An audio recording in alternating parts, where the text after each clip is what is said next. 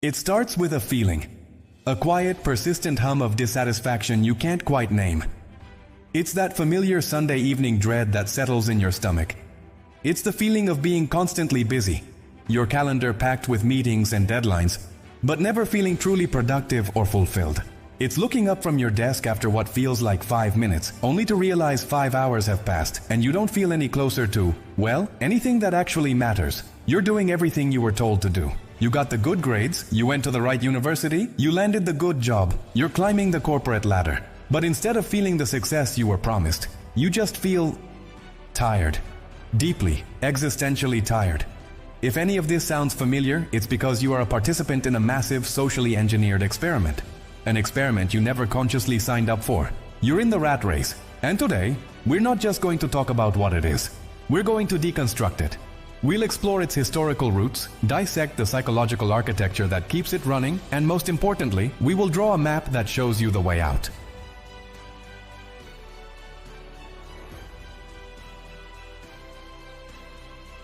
So, what exactly is the rat race? The phrase itself is a clue.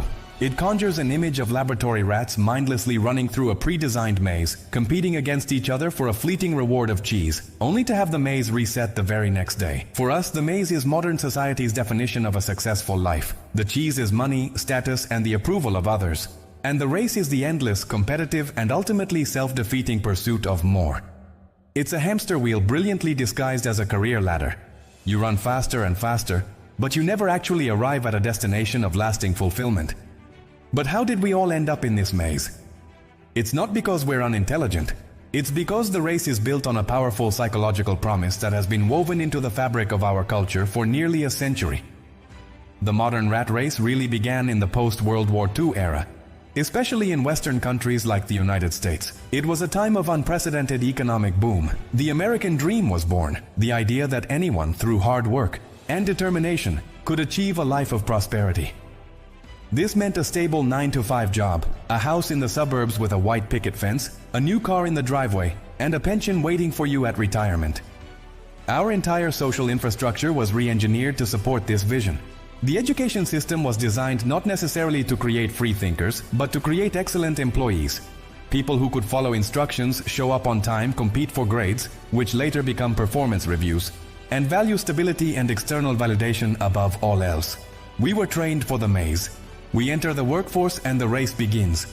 We get that first real paycheck, and it feels incredible. For the first time, we have a taste of real financial freedom. We can buy the things we've always wanted. And this is where the first set of bars on our psychological cage appears. It's a concept called lifestyle inflation. You get a $10,000 raise. You think, great, I'm finally going to get ahead. I'll save so much more money. But strangely, at the end of the year, you're no better off. Where did that money go? Well, that reliable old car you drove suddenly felt a bit embarrassing parked next to your manager's new Audi, so you upgraded to a nicer model. The monthly payment is manageable, you tell yourself. You start eating out at more expensive restaurants. You justify buying designer clothes because you need to look the part, and your vacations get a little more luxurious. Without you even noticing, your lifestyle inflates to meet and often exceed your new income. This forges what are known as the golden handcuffs. You become tethered to your high-paying, high-stress job. Not because you are passionate about the work, but because you need that income to sustain the lifestyle you've meticulously built. The comfort you've created has become your beautifully decorated cage. But even if you manage to avoid lifestyle inflation, the trap has another more subtle and neurological layer, the hedonic treadmill. Our brains are adaptation machines hardwired for survival. That feeling of euphoria you got from your promotion? It fades. That new iPhone that felt like a piece of magic from the future? After 6 months, it's just your phone. Psychologists have shown that this is because of dopamine. A new purchase or achievement gives you a dopamine hit, a jolt of pleasure. But your brain quickly habituates. To feel that same jolt of happiness again, you now need a bigger stimulus, a bigger raise, a fancier car, a larger house. You are running on a neurological treadmill, exerting immense effort just to stay at the same baseline level of happiness. This brings us to the modern fuel that has poured gasoline on the fire of the rat race. Hustle culture. Hustle culture is the rat race on steroids. It's the 21st century glorification of overwork as a moral virtue. It's the torture, rise and grind and no days off posts on social media, the tech CEOs bragging about their 100-hour work weeks, the insidious idea that sleep is for the weak. Hustle culture has created a toxic environment where being busy is mistaken for being important and where exhaustion is worn as a badge of honor.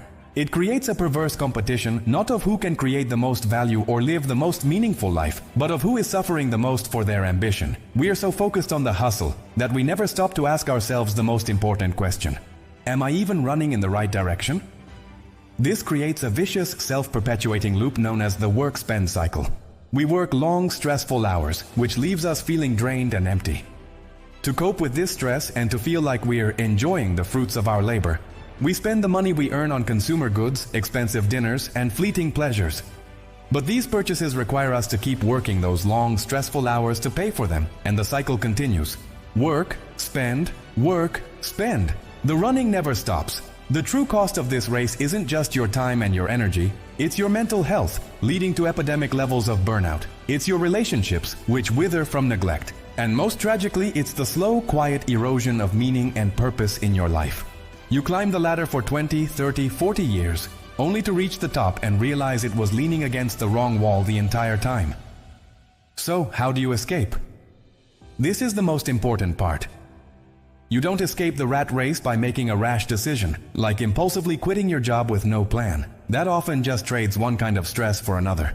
The escape is not an event, it's a process. It starts with changing your mind. The first step is to stop competing. The rat race is fueled by social comparison. You're constantly looking at your peers, your colleagues, your friends on social media, and measuring your success against their carefully curated highlight reels. The moment you consciously decide to drop out of their race and focus on your own path, you take back your power. This requires you to sit down and courageously define what a successful life looks like for you, independent of anyone else's expectations. The second step is to redefine your relationship with money. In the rat race, money is the goal. It is the scorecard.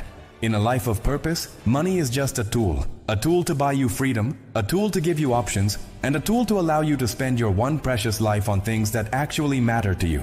When you see money as a tool instead of a destination, you stop making decisions based on earning the maximum amount possible and start making decisions based on creating the maximum amount of life quality. The third and most practical step is to build what I call a freedom fund. This is not the same as an emergency fund.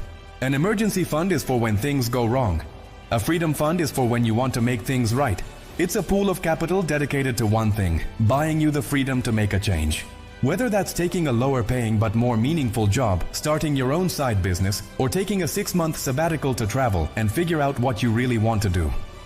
Having this fund slowly growing in the background transforms your entire mindset from one of dependence to one of power. Your job no longer owns you. You have options, you have leverage. So, here's my challenge to you. I don't want you to quit your job. I want you to do something much harder. For the next 7 days, I want you to spend 30 minutes each day writing an answer to a different question. Day 1. What did I love to do as a child, before anyone told me what I should be? Day 2. What would I do with my days if I only had 5 years left to live? Day 3. What problem in the world makes me angry enough to want to solve it? Day 4 to 7. Continue this process of self-discovery. The goal of this exercise isn't to create a fantasy, it's to find the signal in the noise of your life. It's to rediscover the parts of you that have been silenced by the deafening roar of the race. That signal is the first clue to finding the path that is truly yours. Come back to this video and leave a comment sharing one thing you discovered about yourself. If this video made you think, please hit the like button and subscribe for more deep dives into living a more intentional and meaningful life. Remember, you can't win the rat race. The only way to win is to stop running.